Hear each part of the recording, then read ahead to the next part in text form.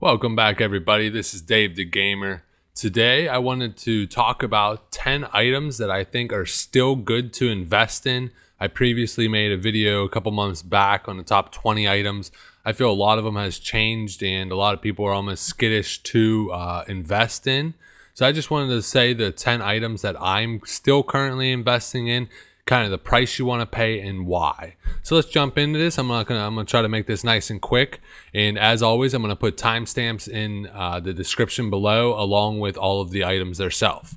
So number one, large brilliant shards. Still think is a great investment. I would look to be buying these for under 3 gold. So a lot of these items we still have not even seen the phase yet. So right now we're in phase 4 with ZG. When phase 5 comes out and we can actually use the brilliant mana oils and all of that, you're going to start to see them be used up.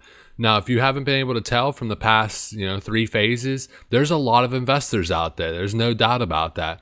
So I find the key to this for the several hundred or whatever people might actually see this video, the key is sell off everything about a week before the patch is released. That seems to be the peak spot. Most people, like myself, I've got burned on a couple items. I've actually waited, right after the day it released, and then you see everybody's trying to unload their stuff. What's nice with the large brilliant shards is it's used for the brilliant wizard oil. Anything that you invest in that is like constantly being used for raids is always going to maintain a good price, even when it is flooded, because eventually we're going to use up a lot of that.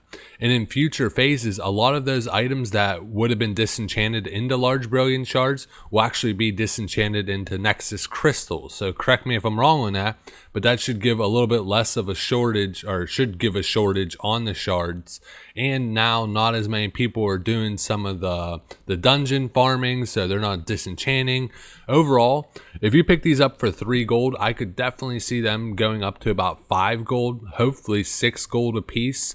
And like I said, 1 week, all of these items I would sell 1 week before the phase is released. Once you see it start hitting its peak and you made a gold or 2 per item times 1,000 of the items you might have bought, don't get greedy and wait for this crazy. It's like playing the stock market. You got to sell, even if you sell 3/4 of it and save a little bit just in case. You still made a ton of money. You don't want to be burned. The other alternative for some of these items is wait for about a month after the patch is released. Everybody uses up those mats and everything else, and then the price will start to rise again.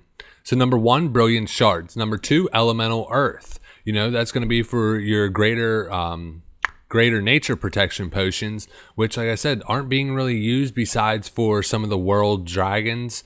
Like our raid demands us to have those, so I could definitely see them right now. I'd pick them up for under 3.5 gold, and then they'll end up selling for closer to 5 or 6 gold. Living essence. So hopefully you watched one of my first videos, because back at that time when I mentioned living essence, you were able to pick them up for 75 silver, 90 silver, and within the last couple days I've been selling them left and right for 4 gold, 3 to 4 gold all day long. Now I unloaded about a couple hundred of them just to make some money to do some other projects. But if you see these come up on the market for under 1.5 gold, pick them up. They're going to be used a lot in making nature resist gear, which is going to be heavily needed in the very early days of a Q release. Speaking of nature resist, number 4, Ironweb spider silk. Right now, a lot of people, I think, only thought it was used for making Bloodvine set, but another big use for it is to make the nature resist gear. So it went from almost 2 gold on my server, and it plummeted down to like 40, 50 silver. It vendors for 20 silver. So if you find them on the market for 50 silver, I would pick them up. I could definitely see them going back up to 2 gold. Like I said, sell it right before the patch releases is going to be your best time on that item. Number 5, Stonescale Eel. So that's going to be used to make the Greater Stone Shield Potion, which we haven't seen much use for it yet, but in some of the harder bosses in AQ and Nax, especially for guilds that are going to be trying to push for, you know, world first and everything else, they're going to want to pull more mobs than you probably should, and they need higher defense. So they're going to pop those potions to be able to survive those fights. Right now, I mean, when I first originally talked about them, they were like 10, 15 silver a piece. Right now, they're 60, 70 silver. I could definitely see them going up closer to a gold. But if you see them go in the market for 50 silver or under, I would pick up a bunch of those. Firefin Snapper. These are still cheap as ever, pretty much on all servers, and I don't understand why. If you actually look at them, they're going for like 10, 12 silver a piece. And once fire mages in AQ go all fire spec, they're going to go fire elixir. And with the fire elixir, they're going to be burning through all these Firefin Snappers. So I would definitely pick these up cheap. I have a feeling they're going to turn just like into the Stonescale Eel and go up to, you know, 75 silver a piece. And for bank management wise, you want to turn them into the fire oil, because it's 2 Firefin Snappers to make 1 fire oil, and they stack in 20. So bank efficiency wise, it's better just convert everything into the fire oil and stock a ton of it. Number 7, large Venom Sac. Still a great item. It's been fluxing in price up and down, and that's another thing. We haven't been using it for anything yet. So I would definitely keep my eye out. If you find them going to market for between 50 to 60 silver, pick them up fast. In AQ, we're going to be burning through them with the elixir of poison resistance, being able to spam them. I think it's like every 5 seconds to get the poison off during a couple of the encounters. So we're going to be using them a lot. And no one wants to go farm them off some lower level mobs. So the prices are going to skyrocket. Once the inventory of all of the investors sell through, they're going to go through the roof, because it's always going to be needed for those fights. So I could definitely see them going up to, you know, easy gold, gold and a half. So pick them up now if you see them go in the market. Number 9, Firebloom. So a lot of this is some of these investments are kind of up in the air depending on how hard they are to obtain, especially because a lot of servers now have layering, which I think is some bullshit overall that they brought that back, because that's going to drop a lot of the prices. But hopefully they get rid of it again. And if you ever seen an announcement that they plan on getting rid of layering, you need to stock up ASAP, because all of them prices are going to skyrocket again, because you can't farm double layers. So keep an eye out for any announcement on that.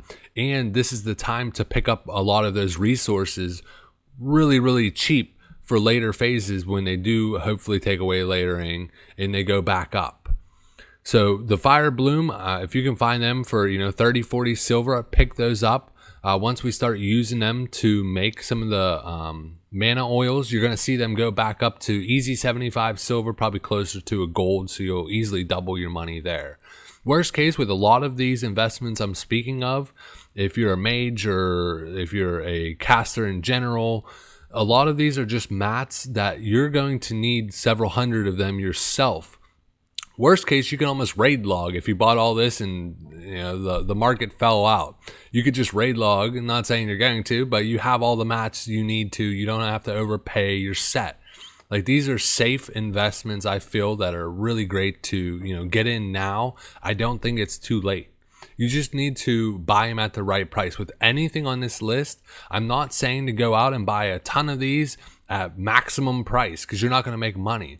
You add these 10 items into a TSM4 group, search it once a day, twice a day. You know, you might buy 2 or 3 here, 2 there, 2 there. And it adds up over the next couple months, where you have thousands of these items and you pick them all up for even cheaper than I'm recommending. That's at least what I do. I don't go buy market price. I buy it when it's like 50% off type of deal. The final and I think one of the best investments overall of this top 10 list, Frost and Nature Resist rings. So if you haven't noticed, Nature Resist rings have shot through the roof. And I feel like no one, like, that's one phase away. No one's thinking about how hard Nax is and how much frost resist we're going to need. So you're crazy not to go buy up frost resist rings. And when you're buying rings, you really want to only buy rings that are plus, I would say 18. Really, you want 19, 20 or higher resist. I think it goes up to 21. So the higher it is, the more premium. I purchased a bunch of nature resist rings for like 10 gold back in the early days, and now they're selling for 250 gold. So if you find, plus 20, plus 21 resist rings, nature or frost for like 40, 50 gold, pick those up, because when those hit and people start struggling in AQ and Nax, they're going to be willing to pay 200, 300, 400 gold to buy those rings. So it's a higher risk because you are spending more on one ticket item. But I don't think we're going to be burning through AQ and Nax as easy as some people think. Especially in the first couple weeks, there's going to be a couple guilds, but most guilds are going to have a heck of a time. So I would definitely invest in those items. And if you're wondering to yourself, how do I get the gold to do all this investment? Well, if you look here in the top right corner, you're going to see 2 other videos that are going to be recommended to you, where I show you some open world farming of mobs that you're going to make 50, 60 gold, even more per hour. That's how you get the gold to be able to invest in these. So be sure to check those videos out. And as always, guys, game on.